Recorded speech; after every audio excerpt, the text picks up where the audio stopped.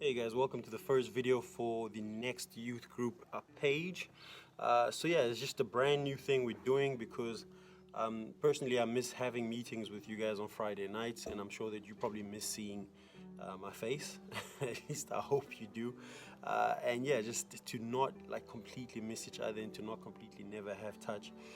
That's why we wanted to do this and just be able to pour into each other's lives in terms of encouraging words that are relevant for the times we're living in now.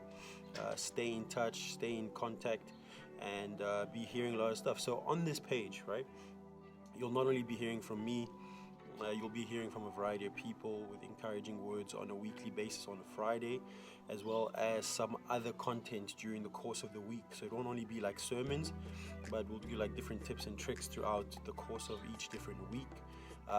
We might get a baking video from Basitana, for example. Might get something on business from Dando Shares. Might get something from Pastor Pilani, how to study effectively from home. So a lot of different videos will come out that will be relevant to us as young people as well. But do know that as one of your youth pastors, I'm always available. You got my mobile number. Reach out if you need anything. Would love to hear from you. So let me jump straight into today's, encouraging word or exhortation, which will carry us for the week until next week. So we're not going to make these too long. Just going to make them nice, quick, punchy. If you have any questions, any comments, put them in the comment section. Don't forget to drop an amen if you're really feeling the content, right? So this is from the book of Ecclesiastes.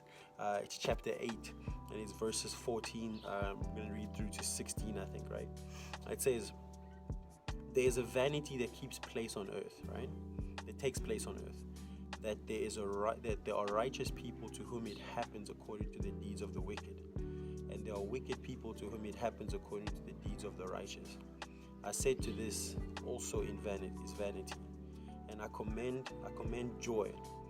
For man has no good thing under the sun, but to eat and drink and be joyful. For this will go with him in his toil through the days of his life, that God has given him under the sun.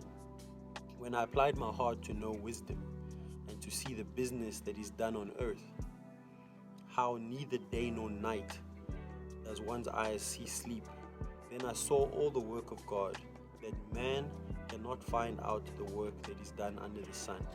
However much man may toil in seeking, he will not find it out. Even though a wise man claims he knows, he cannot find it out. So, very interesting text, right? And it's something I want you guys to read as well and meditate. Something that we're encouraging at a high level throughout the course of the year is Bible study and prayer, right? So learning to meditate, learning to understand scripture, learning to kind of break scripture up as well. Bible tells us we need to study to show ourselves approved, right? So it's very simple. This segment, these kind of 3-4 verses I read all the way through to 17.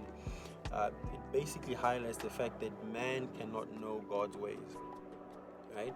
A lot of what we do when it comes to understanding or trying to put a name onto what God is doing, or trying to put a finger that this is exactly what God's trying to do, a lot of it falls into the realm of speculation. A lot of it falls into the realm of guesswork, and that's not where we need to be. Let's just let the helicopter fly by. So we cannot claim, right, to know without a doubt what God is doing and why he's doing it. That's why our job is to stay in the mode of communication with God. Understanding what he's doing is going to be a step-by-step thing. Your word is a lamp unto my feet. It's a step-by-step situation. It's not a floodlight. And there's a lot that we are going through now as individuals. And what we're going through is very unique to each and every one of our stories. Those in the youth ministry that are working right now, the frustration and the anxiety and all that is around the security, your job security, right? Am I going to be employed at the end of COVID-19? Some have already lost their jobs because of COVID-19. For those who are students, it's just the uncertainty of the academic year, you know. Many of us are creatures of habit. We get used to a particular routine and a style, and I guess being in Cape Town, being on campus, being in lecture rooms, being in the library, those things help us kind of achieve our targets and achieve what we want to achieve academically. But now that we are obliged to adapt and change to a completely new style, completely new reality, how does that negatively affect us, and what do I need to do about it? Another aspect, I guess, would be family. Some of us have got very interesting, difficult, tough family relationships, right? Now you're obliged to be around people that you struggle to kind of get along with for extended periods of time. What is it that God is doing? Why did God allow Corona to happen? These are genuine questions people have, and why has this happened, and what is God's plan in the future? Like, what do I do now? What do I do tomorrow? And I think what I can give as an encouragement based on the scripture that speaks about God's sovereignty, God's knowledge that is higher than ours. Isaiah says that, right? His ways are higher than our ways. His thoughts are higher than our thoughts.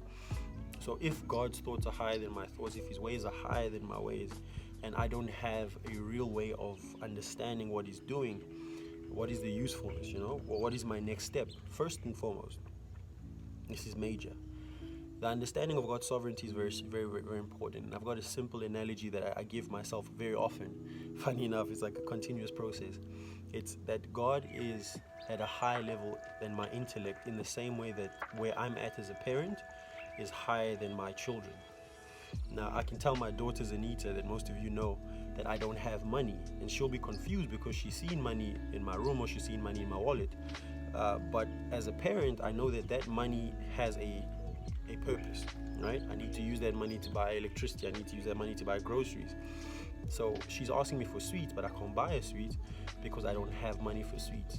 But in her child's mind, she doesn't see further than that, right? Which is us many times. God does certain things, and we're like, yo, God, why don't you just sort this out? Why don't you just end Corona? And God's like, look, you won't really understand until you get to a certain level of maturity. That's one thing about sovereignty. Second of all, is that God does things with the end in mind, right? Now, unfortunately, just like children, we are very limited in the way we see things. We see things based on our lives. We see things based on our realities. We see things based on what we have at stake. We see things based on what affects our family. But God sees things on a global level. God sees stuff at a generational level. God sees stuff like all the way to the end, eschatology, like Revelations, when everything's going to culminate. Like, he's playing a much bigger game.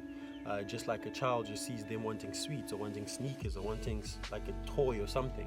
But parents see the mortgage. Parents see university savings account, for example. Parents see saving up for groceries or saving up for winter clothes in the summer. And that's the same way God sees life. So where do we go to from here?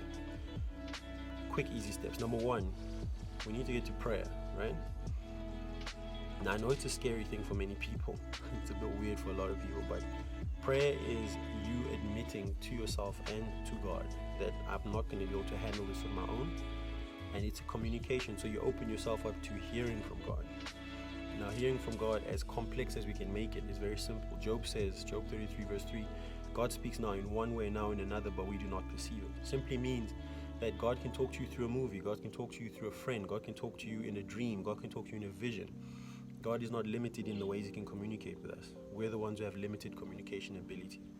So when you pray, it's not about going in there with huge words and stuff.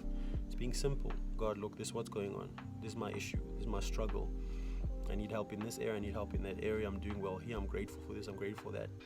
And that open channel of communication is how God, the Spirit, can then deposit certain things in you. And we know the Word tells us about a peace that surpasses understanding. And God gives us that, right?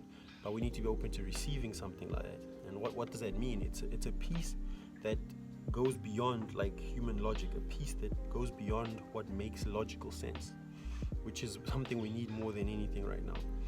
Second of all, get in the Word, right? The book of Ecclesiastes that I read from, there's nothing new under the sun, right? It says in the book, what has been will be, right? The experiences, the life stories that have happened in the Bible are very still relevant today, still useful to us today, and they can carry us through this very difficult time. And through the Word, God can speak to us. He can use the Word to speak to us. He can give us a word through this logos. He can give us a rhema word, direct, fresh. He can speak to us through friends. But the only way we can get God to intervene and interject and step into our reality is by giving him that permission to do that through prayer and through reading the Word, right? So that's my encouragement for the week. Let's get that done. I know the church is providing daily Bible verses for Bible study. Get into those things. If you need help because you can't pray by yourself, definitely link up with someone and create like a little prayer group if you have to. Schedule a time, keep ourselves accountable to these things. It's not easy, it's not the most straightforward thing to do, but it's definitely what we need at this time, because we can go crazy in our minds thinking about all that's happening. We can go crazy in our minds thinking about what's really happening on the ground right now, but we can find peace in God, a peace that doesn't necessarily make sense, you know. I think as I close about the disciples in the boat, winds and waves going crazy. They're losing their mind. Jesus is sleeping. They're like, yo, how can you be chilling when you're about to die? And Jesus says, look, you guys have little faith. So I think right now we're like those disciples. You know, the world feels like that boat that's about to sink. It feels like the winds and the waves are going crazy. But we have the option right now to put faith in God and trust that He's not going to let us drown as long as He's in the boat. God bless you. Miss you. Do get in touch with myself, get in touch with Pastor Pilani, get in touch with Angela and Nomteto. Reach out if there's anything that you need. We will reach out to you as well. We're in this together. We'll be back with more videos throughout the course of the week, as well as every single Friday. So yeah, subscribe, comment, share, like, get onto our Instagram page, get onto our Facebook page. Can't wait to meet physically soon. We're trusting that President Ramaphosa will release us sometime soon. God bless. Bye.